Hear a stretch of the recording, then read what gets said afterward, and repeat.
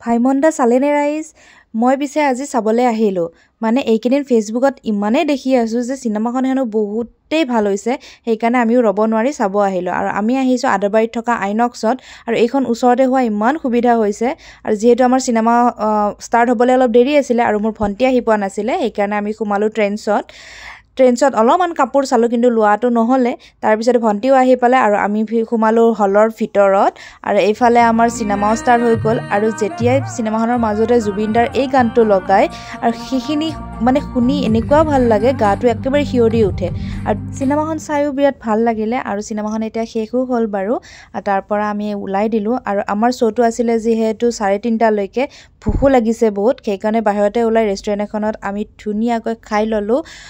বিৰিয়ানী আমি সকলোৱে ধুনীয়াকৈ বিৰিয়ানী খাই আৰু যিহেতু বৰষুণ দি আছিলে আহোঁতে ধুনীয়াকৈ মই এটা আইচক্ৰীমো খাই আহিলোঁ আজিলৈ এইখিনি আছিলে বাই